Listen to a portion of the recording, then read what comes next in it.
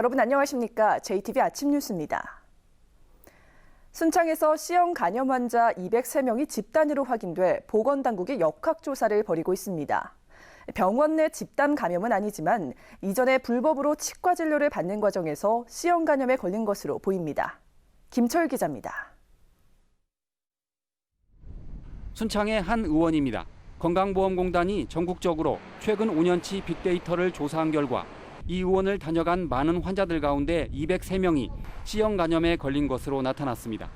이 의원의 진료 차트를 분석한 결과 무면허 시술자로부터 불법 치과 진료를 받은 환자가 많았습니다. 보건당국은 이들이 불법으로 치과 진료를 받는 과정에서 C형 간염에 걸린 것으로 추정하고 있습니다. 순창의 의원에서 집단 발병한 게 아니라 과거 감염자들이 이 의원을 찾아 치료를 받았다는 겁니다.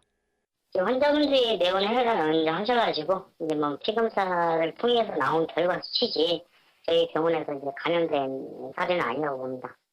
무면허 치과 시술을 받았던 환자의 기록들이 보이더라. 그래서 과거력이 불법 치과 시술을 받은 사람들이 일부 그 C형 간염에 걸리지 않았을까라는 일부 추정을 했었던 거예요. 전라북도는 정확한 원인을 찾기 위해 질병관리본부와 함께 203명의 모든 환자를 대상으로 역학조사를 벌이기로 했습니다. 그러나 불법 시술자들이 사라진 상태여서 보상을 받기가 쉽지 않아 보입니다. C형 간염은 성적인 접촉이나 수혈, 그리고 주사기 재활용이나 문신 등으로 감염됩니다. 증상으로는 피로나 근육통, 구토 등이 나타나는데 심할 경우 간경화나 간암으로 이어질 수도 있기 때문에 전염이 되지 않도록 주의해야 합니다. JTB 뉴스 김철우입니다. 차량 수리비를 과다 청구하는 수법으로 보험금 수십억 원을 가로챈 혐의로 외제차 수리업체가 적발됐습니다. 업체 측은 실수라고 주장하고 있지만 경찰은 보험회사로 수사를 확대하고 있습니다. 정원익 기자가 보도합니다. 특정 외제차의 판매와 수리를 독점하고 있는 업체입니다. 수리 기간이 길어져도 고객들은 다른 곳을 이용하기가 쉽지 않습니다. 경찰은 업체가 이 같은 점을 노렸다고 밝혔습니다. 프로그램을 조작해 공임을 부풀리거나 교환하지 않은 부품을 청구했다는 겁니다. 또 고장난 부분을 사고 때문인 것처럼 속여 고쳤습니다. 확인할 방법이 없죠. 그런 방법이 없기 때문에 서류만 믿고 그냥 수리하는 방법밖에 없어요. 이거 고쳤구나라는 생각만 알고. 경찰 조사 결과 업체가 이 같은 수법으로 최근 5년 동안 보험사로부터 가로챈 보험금만 59억 원. 부당 청구 횟수는 1,700건이 넘습니다.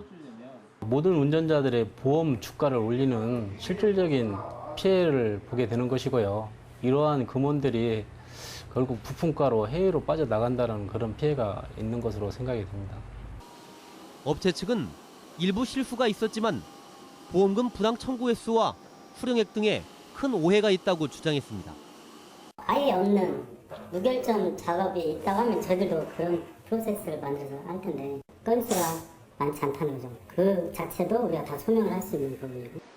경찰은 업체 대표 등 6명을 불구속 입건하고 보험회사와의 연관성 등에 대해 수사를 확대하고 있습니다. JTB 뉴스 정원익입니다. 지난해 대학 구조개혁 평가에서 하위 등급에 포함된 도내 대학들이 올해도 탈출이 어려울 것으로 보입니다. 이들 대학은 또다시 정부 재정 지원 사업과 학자금 대출이 제한돼 수시 모집을 앞두고 학생 모집에 어려움이 예상되고 있는데요. 사실상 부실대학은 고사시키겠다는 정부 의지가 반영된 것으로 보입니다. 조창현 기자입니다. 지난해 대학 구조개혁 평가에서 하위 등급에 포함된 도내 대학은 두 곳입니다. D등급의 호원대, 서남대는 가장 낮은 2등급을 받았습니다. 이들 대학은 정부 재정 지원 사업의 참여와 국가 장학금, 학자금 대출 등이 제한됐습니다. 교육부는 하위 등급 대학에 대해 1년간 경영 컨설팅을 시행했고 그 결과를 최근 해당 대학에 통보했습니다. 호원대와 서남대 모두 각종 지표 개선이 미흡하다는 평가를 받아 해당 등급을 유지한다는 통보를 받았습니다. 정원 감축이나 학과 통폐합 이런 걸 통해서 정부 정책을 많이 수용하고 따라줬는데 정부 입장에서 봐서는 상대적으로 미흡한 것이 아닌가 이렇게 평가를 한 것 같습니다. 수시 모집을 앞두고 또다시 재정지원 제한대학으로 선정되면서 이들 대학은 학생 모집에 비상이 걸렸습니다. 그동안 대학 구조개혁으로 정원이 크게 줄어든 데다 각종 정부 지원마저 끊길 경우 생존을 걱정해야 할 처지에 몰릴 수 있습니다.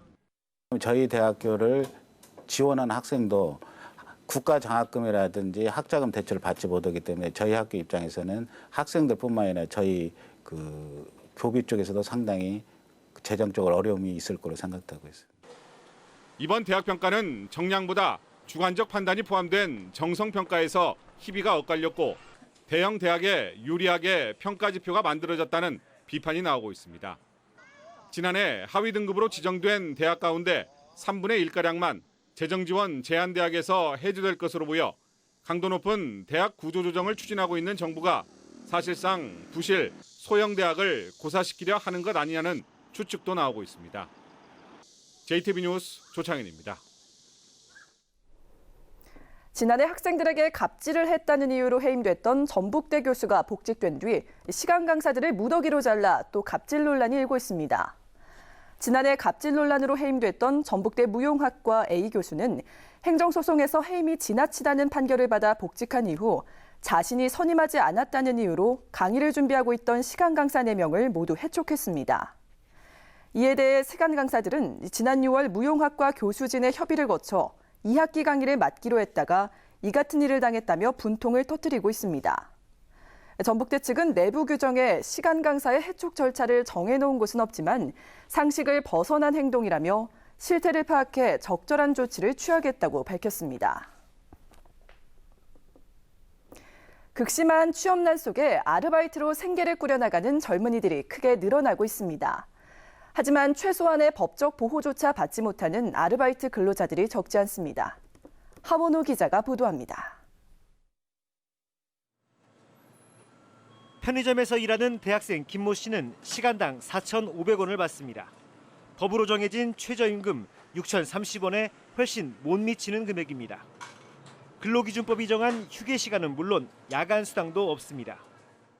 제가 지금 받는 게 한 4,500원 정도 받는데 최저임금이 얼마인지 몰라서 안 받는 건 아니고 뭐 그렇게 주니까 다들 또 그렇게 주고 그렇게 받고 일을 하니까 그냥 그러는가 보다 하고 그냥 일하는 거죠 뭐. 알바도 노동자가 근로기준법을 준수하라! 준수하라! 준수하라! 알바노조 전주지부 준비위원회가 지난 한 달간 전주 지역 아르바이트 노동자 135명을 대상으로 조사한 결과 상당수 업체들이 최저임금 등을 지키지 않는 것으로 나타났습니다.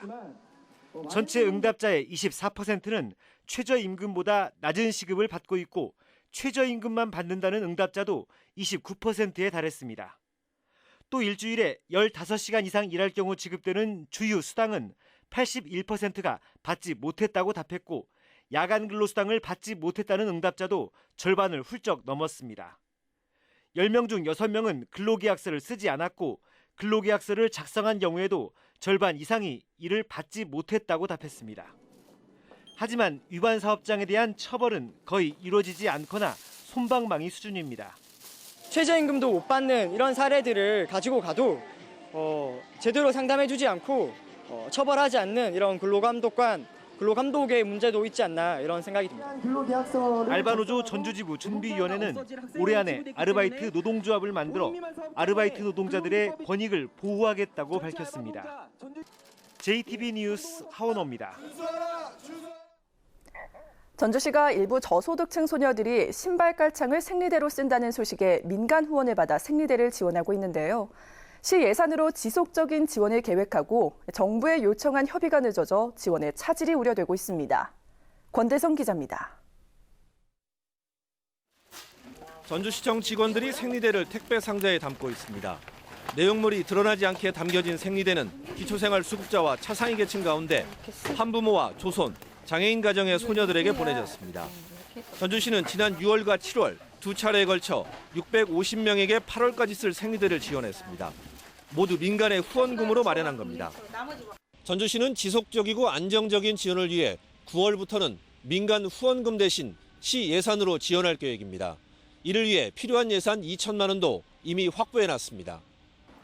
하지만 시 예산으로 지원하는 건 힘들게 됐습니다. 새로운 복지 사업이어서 지난 6월 중순 보건복지부에 협의를 요청했는데 아직 답이 없기 때문입니다. 보건복지부는 전주 등 10여 곳이 똑같이 협의를 요청했고 기존 저소득층 지원 사업과 중복되는지 등을 면밀하게 살펴보느라 시간이 걸리고 있다고 밝혔습니다. 전주시는 우선 9월 한 달치는 남아있는 민간 후원금으로 지원하기로 했습니다. 예산으로 저희가 9월부터는 지원을 하려고 했는데 복지부 협의가 좀 늦어져서 남아있는 후원금으로 9월분은 지원을 할 계획에 있습니다. 보건복지부가 서울시 청년수당처럼 지자체 복지사업에 제동을 거는 일이 적지 않은 가운데 생리대 지원 사업에 대한 판단이 주목되고 있습니다. JTB 뉴스 권대성입니다. 국회 교문위원장인 국민의당 유성엽 의원이 누리예산의 야당 단독 처리에 아무런 문제가 없다고 주장했습니다. 유 위원장은 모든 교육청이 누리예산 확보에 어려움을 겪고 있다며 시도교육청의 누리과정 지원 명목으로 6천억 원의 지방채 상환액을 지난 29일 야당 단독으로 처리했습니다. 그러나 새누리당은 야당 단독 처리라며 유 위원장의 사퇴를 촉구하고 있습니다. 유성엽 위원장은 상임위가 의결한 만큼 예결위에서 논의하면 될 거라며 새누리당이 예산 처리를 보이콧하는 것을 이해할 수 없다고 말했습니다. 전라북도가 전주 종합경기장 이전 사업에 대해 행정자치부에 투자 심사를 의뢰했습니다.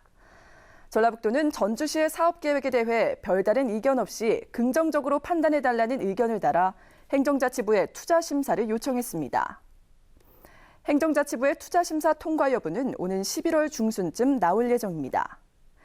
전주시는 700억 원을 들여 월드컵 경기장 옆에 육상 경기장과 야구장을 새로 지을 계획입니다. 어제 오후 2시쯤 완주군 삼례읍의 한 고물상에서 발생한 화재가 7시간 만에 진화됐습니다. 불이 나자 소방차 23대와 소방대원 100명, 산림청 헬기 한 대가 동원돼 진화에 나섰지만 강한 바람에 불길을 잡는 데 어려움을 겪었습니다. 이 불로 다행히 인명피해는 없었지만 고철 등이 불에 타 소방서 추산 400여만 원의 피해가 발생했습니다. 경찰과 소방서는 정확한 화재 원인을 조사하고 있습니다. 전북은 현재 서해안 지역에 바람이 다소 강하게 부는 가운데 구름이 많은 날씨를 보이고 있습니다. 오늘 낮에도 구름이 많고 일부 지역에는 소나기가 오는 곳이 있겠습니다. 오늘 낮 최고 기온은 27도에서 30도로 어제보다 더 올라 다소 덥겠습니다. 내일은 천둥 번개를 동반한 비가 내리겠고 바람도 강하게 불겠습니다. 예상 강수량은 20에서 60mm입니다.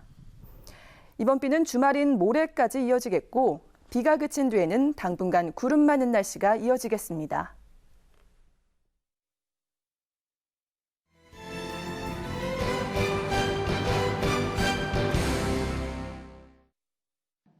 남원시가 소외계층을 위해 활동할 지역사회 보장협의체 위원 264명을 위촉했습니다.